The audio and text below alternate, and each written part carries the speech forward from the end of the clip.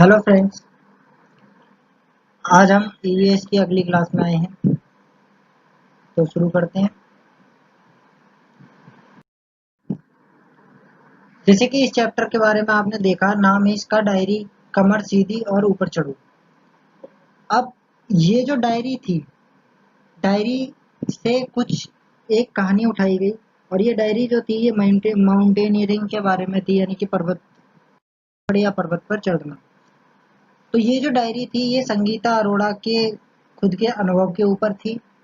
और जो संगीता अरोड़ा है वे केंद्रीय विद्यालय शालीमार बाग दिल्ली में पढ़ाती हैं, और जो ये पुस्तक लिखी गई थी उसकी निर्माण समिति की एक सदस्य थी। उन्होंने जो कैंप पे चढ़ाई, जहां से उन्होंने अपना कैंप स्टार्ट किया था, उस कैंप का नाम था Nehru institute of mountaineering Uttarkashi. और इसी कैंप से जो शिक्षा ग्रहण की या ट्रेनिंग ली, वो बचेंद्री पाल ने भी यहीं से ट्रेनिंग ली थी। आगे बात करते हैं एक ग्रुप लीडर की। तो ग्रुप लीडर की कुछ मुख्य बातें होती हैं जिसमें वो अपने पूरे ग्रुप का ध्यान रखे। यानी कि पहले की बात करते हैं, जो बाकी लोग हैं उनको सामान उठाने में मदद करेगा ग्रुप लीडर। पूरे ग्रुप का संचालन वो ही करता है। पूरे ग्रुप के आगे बढ़ने पर ही, जब आगे बढ़ जाएगा पूरा ग्रुप, उसके बाद ही आगे बढ़ेगा ग्रुप लीडर। जो चल ना पाए उसे हाथ पकड़कर चढ़ाना होगा, और जो रुकने के लिए जगह ढूंढेगा, ये काम भी ग्रुप लीडर का होगा कि वो रुकने के लिए कोई अच्छी सी जगह ढूंढे। अगर उसके ग्रुप में कोई साथी बीमार पड़ जाए तो उसका ध्यान रखना भी उसी का काम होगा, और सबके खाने पीने का इंतजाम भी वही करेगा। आगे बात करते हैं कि सबसे महत्वपूर्ण जरूरत है ग्रुप लीडर को, वो ये कि अगर ग्रुप में किसी भी सदस्य से गलती हो जाए तो जो वह ग्रुप लीडर जो है वो हंसते हुए सजा भुगतने के लिए तैयार रहे। तो ये तो है एक अच्छे ग्रुप लीडर की मुख्य बातें, जो कि जाननी जरूरी है ग्रुप लीडर के दृष्टि से। आगे बात करते हैं, पहाड़ पर अगर हमें चढ़ना है तो हमें शक्ति और ठंड से बचाव के लिए जरूरी है, क्योंकि ऊपर पहाड़ों पर ठंड होती है। तो ठंड से बचाव और शक्ति के लिए जो दो चीजें आवश्यक है वो है विटामिन सी और आयरन। तो इन दोनों का भोजन अवश्य करना चाहिए, या इनकी मात्रा संतुलित रखनी चाहिए। बात करते हैं टेकला गांव की। तो टेकला गांव जो उसकी ऊंचाई है वो 1600 मीटर के आसपास है। और ये जो गांव है ये राजस्थान के झालावाड़ जिले के झालरापाटन तहसील में है। तो टेकला गांव यहाँ पड़ता है। आगे बात करते हैं, पहाड़ पे चढ़ते हुए व्यक्ति को 90 डिग्री का कोण बनाते हुए और कमर सीधी रखनी चाहिए। आगे बात करते हैं, वापस उतरने को, जो वापस उतरते हैं पर्वतारोहण, तो उसे पर्वतारोहण की भाषा में रैपलिंग बोलते हैं।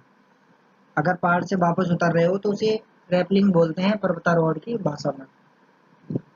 माउंट एवरेस्ट पर चढ़ने वाली पहली महिला, जो पहली भारतीय महिला थी, वो बछेंद्री पाल हैं, और वो विश्व की 5वीं महिला भी मानी जाती हैं।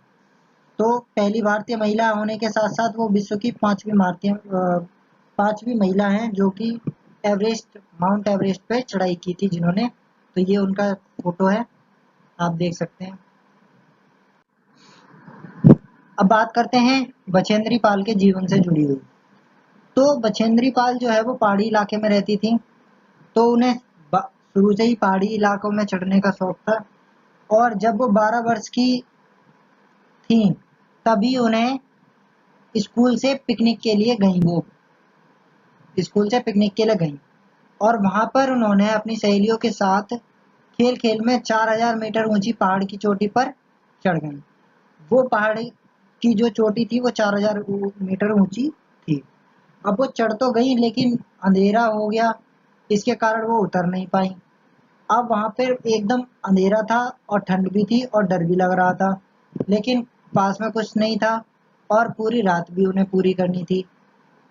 तो ये जो कहानी है जिसमें 12 वर्ष की है, ये नाकुरी गांव में जो बचेंद्री पाल है उन्हीं के बचपन की घटना है। और उसमें ये कहाँ की रहने वाली थी, गढ़वाल के नाकुरी गांव में। जब ये बड़ी हुई तो इन्होंने नेहरू इंस्टीट्यूट ऑफ माउंटेनियरिंग से पहाड़ पर चढ़ने की ट्रेनिंग ली, और जो उन्हें गाइड किया था वो थे ब्रिगेडियर ज्ञान सिंह। तो इस कहानी में ब्रिगेडियर ज्ञान सिंह के बारे में भी है, जो कि सुनीता सिंह के माउंटेनियरिंग के गाइड थे और उन्हें भी गाइड करने के लिए तैयार थे। और जो ये ब्रिगेडियर जो ये क्या नाम है, बचेंद्री पाल है, जब इन्होंने अपनी ट्रेनिंग ले ली उसके बाद वे महिलाओं को पहाड़ों पर चढ़ने की ट्रेनिंग देने लगी। 1984 में सन 1984 में बचेंद्री पाल को माउंट एवरेस्ट पर चढ़ने के लिए चुना गया। तो यहाँ से स्टार्ट हुई उनकी माउंटेनियरिंग, माउंट एवरेस्ट पे चढ़ने की कहानी। अब बात करते हैं कि उनकी टीम में कुल 18 लोग थे और उस टीम में 7 महिलाएं थी। लेकिन चढ़ाई के दौरान 15 मई की रात को जो टीम थी वो 7,300 मीटर की ऊंचाई पर पहुंची तो थक चुकी थी। सब लोग तंबू गाड़ कर सो गए, लेकिन करीब 12:30 बजे रात को धड़ धड़ की आवाज करते हुए एक जोरदार धमाका हुआ, और इससे पहले कि वो उठ पाते उनका टेंट उड़ गया और जो कोई भारी चीज थी वो उन लोगों से आकर टकरा गई। और बछेंद्री पाल जो थी वो तो बर्फ की चादर से ही लिपट गई, यानी कि उसमें दब गई। पूरी टीम के लोगों को बहुत चोटें आईं। उनके साथ की जो टीम थी, तो टीम के लोगों ने कुल्हाड़ी से खोद खोद कर उन पर से बर्फ हटाई और उन्हें बाहर निकाला। उनका सिर इस बर्फ के ढेले की, बर्फ का जो चादर या बर्फ का जो तूफान आया था उसमें दब, उनका सिर जो था वो जख्मी हो गया था। तो ये जो घटना थी, धमाका जो हुआ था वो बर्फ के तूफान के कारण हुआ था।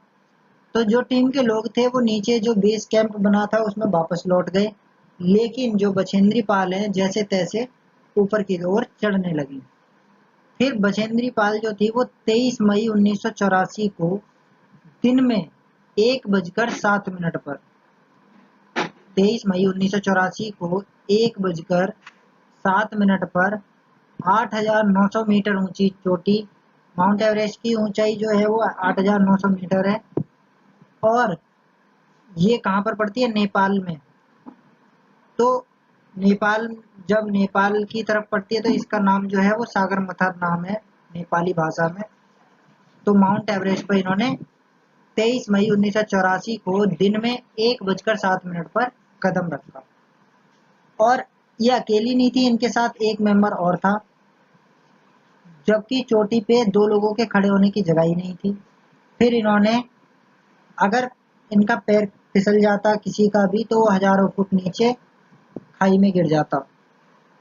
अब उन्होंने बर्फ खोदी वहां पर थोड़ी सी और कुल्हाड़ी को हुक की तरह गाड़ दिया और रस्से से अपने आप को उस हुक से बांधा, और फिर उसके पश्चात वो दोनों जने वहां पर खड़े हो पाए। वहां पर ठंड भी थी काफी ज्यादा, लेकिन वो खुशी से झूम रही थी और उन्होंने वहां पर माथा टेका और फिर तिरंगा गाड़ा और वहां पर कई फोटो भी खींचे। करीब 43 मिनट तक वो दुनिया की सबसे ऊंची चोटी पर रहीं। तो इस प्रकार जो बछेंद्री पाल थी वो भारत की पहली और संसार की 5वीं महिला बन गई जो कि एवरेस्ट पे कदम रखा था उन्होंने। तो ये उनके टीम मेंबर्स थे जब उन्होंने नीचे आकर फोटो खींचा। अब बात करते हैं एक क्वेश्चन प्रीवियस ईयर का पर्वतारोहण से जुड़ा हुआ, जिसमें ये पूछा गया था कि एक पर्वतारोही जो माउंटेनियर है उसे क्या साथ ले जाना आवश्यक है सबसे ज्यादा।